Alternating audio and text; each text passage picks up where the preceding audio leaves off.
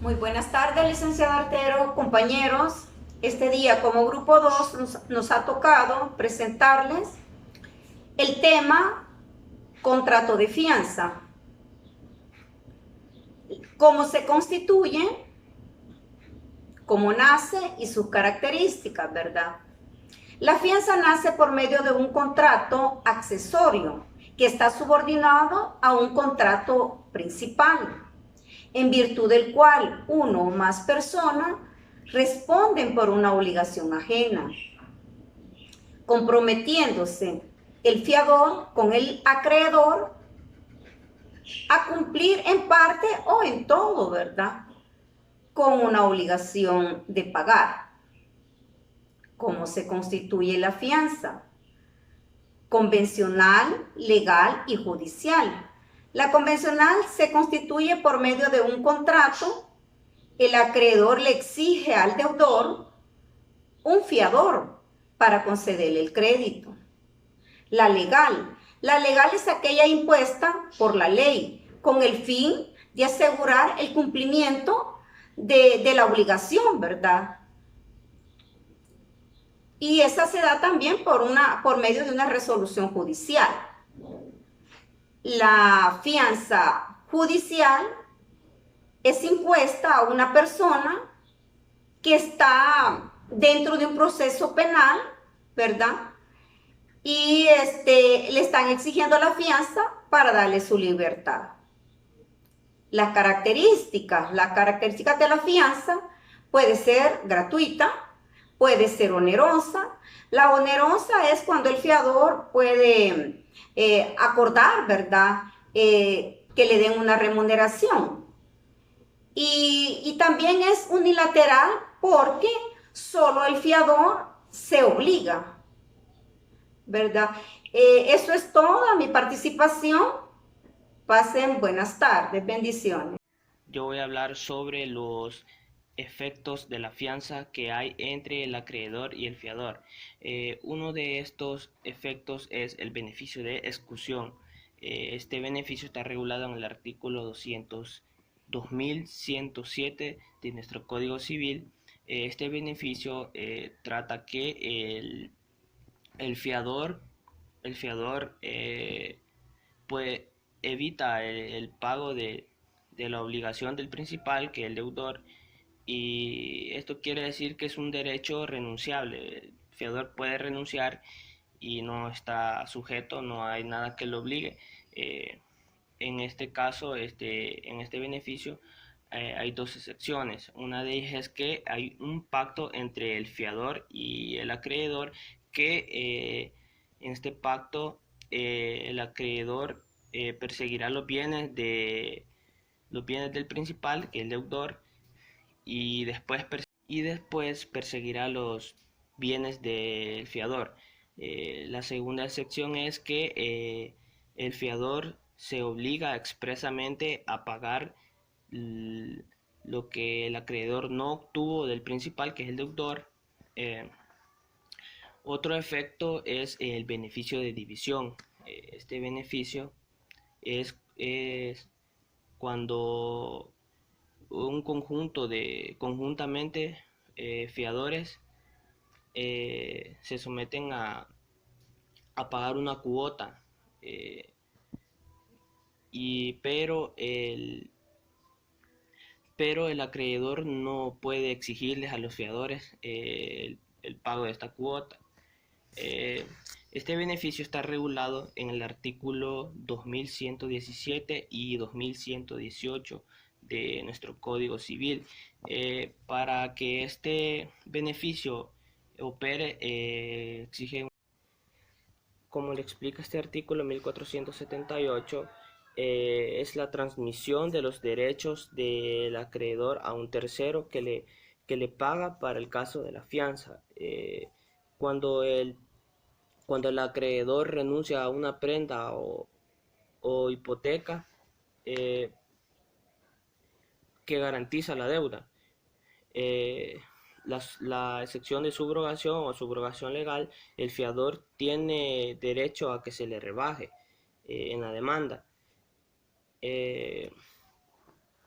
días, licenciada y compañeros. Este día les voy a explicar los efectos de la fianza entre el fiador y el deudor, que están contemplados en el artículo 2119 y llegan hasta el 2127. Primeramente, un saludo a todos, esperando se encuentren bien en sus casas o en sus trabajos. Cuando hablamos de la fianza, debemos saber que constituye una caución, y esa caución es personal, porque la cual responde a una obligación ajena. Por ejemplo, yo vengo y tomo la decisión de alquilar un lugar, entonces yo voy a dejar un depósito, pero ese depósito puede ser tomado si en un dado caso yo me retraso en mis pagos o en mis cánones de arrendamiento. Lo pactado se tiene que cumplir y sabemos que el fiador tiene que responder al acreedor, porque es una obligación, porque el fiador nos está sirviendo como una fe, como un amparo en dado caso él no pueda pagarlo. Entonces es una ayuda, es un respaldo. También sabemos de que el fiador responde al acreedor por todo el patrimonio, es decir, el acreedor también está obligado. Debemos comprender que la fianza la paga el deudor, pero el fiador en tercera persona es una garantía que sirve para poder hacer valer este derecho del deudor. Por si éste se rehúsa a pagar, por medio de él puede ser contactado. Y ustedes se preguntarán, ¿y para qué sirve la fianza? Y esto es muy fácil. Esto nos sirve para amortiguar un poco, en dado caso no se cumplan los pagos establecidos. Eso es como un resguardo, un pequeño seguro, podemos decir. Otro caso es si el fiador paga la deuda del deudor, pero éste goza de ciertos derechos, como una indemnización por perjuicios. Por ejemplo, yo hago un préstamo y la otra persona, la que me está sirviendo de fiador, lo paga. Entonces, esta persona puede indemnizarse y puede decirme, hey, yo pagué tu préstamo y yo te serví de fiador, pero esto se tiene que dar hasta una vez transferido. Parece ser que parecería estar, o nos da la idea, a mí me da la idea, de que en este caso ese fiador principal o el fiador que absorbió toda la deuda se convierte en un acreedor para los otros cofiadores.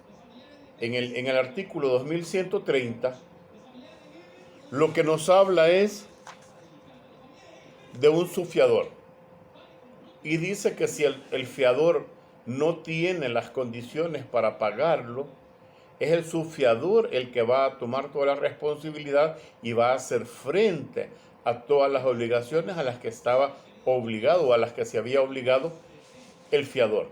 Otro tema que me toca hablar es de la manera en que se extingue la fianza.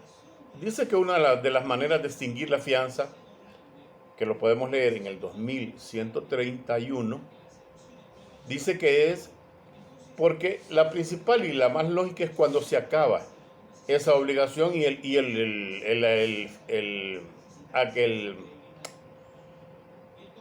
deudor cumplió con todas las obligaciones y no tuvo necesidad de hacer la fianza.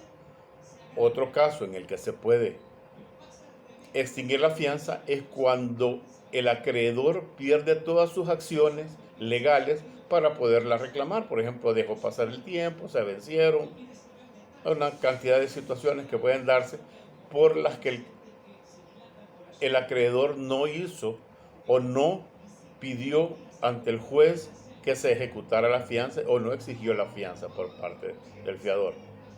Otra por la que dice que se puede extinguir la fianza es cuando el acreedor de manera voluntaria cambia las condiciones con las que habían sido pactadas originalmente. Eso automáticamente libera al fiador de sus responsabilidades. Pero también existe otra que es la primera que menciona en el artículo 2131, que dice que por el relevo de la fianza de todo o parte consentido por el acreedor al fiador. Entonces, podemos ver que hay al menos 3 o 4 formas de poder terminar con la fianza. Y lo que estábamos hablando en el 2133 dice: se extingue la fianza por la confusión de las calidades de acreedor y fiador, o de deudor y fiador. Por ello, en este segundo caso, la obligación del subfiador se sustituirá. Entonces, vemos que